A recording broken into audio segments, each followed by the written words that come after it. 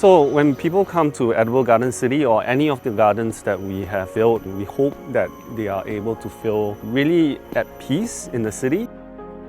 My name is Bjorn Loh and I'm a co-founder of Edible Garden City. So urban farming might seem very unconventional for a city like Singapore. Today Singapore has 100 hectares of green rooftop space. That's going to become 200 hectares in 2030. That in itself actually presents a massive opportunity to convert all of these into productive green spaces so that we can feed the people and create a food resilient Singapore. We work with a lot of luxury hotels. How do we activate underutilized spaces within hotel property to grow food and be fed into their operations? Work with PARKROYAL Collection Marina Bay. We built one of the largest urban farm for a hotel in Singapore. We bring climate resilient plants, native herbs and native flowers so that chefs have a understanding of what is possible in the local agriculture scene. And also when chefs do come out and harvest, we talk to them about the taste profiles of various herbs, introducing new things that are growing in the garden. That daily engagement actually built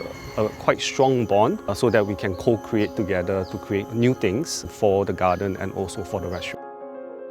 Food trends come and go. We are going through an edible flower food trend, which is very sexy for plating and Instagram. As the industry matures, things like single origin would be played up a lot more. For example, with coffee and cacao and chocolate, and also with food sources. Instead of just growing locally, everything needs to come from local. So the seeds, the fertility, and the care of the crop.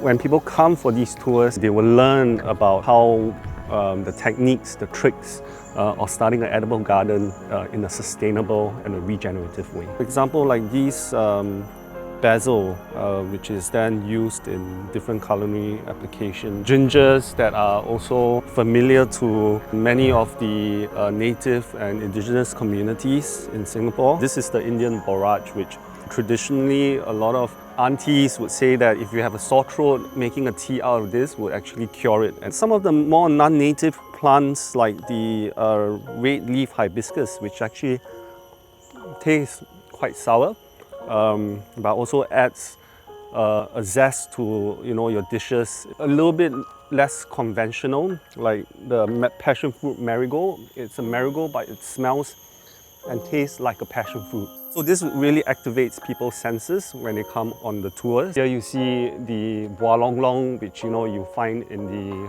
hawker centres as a juice.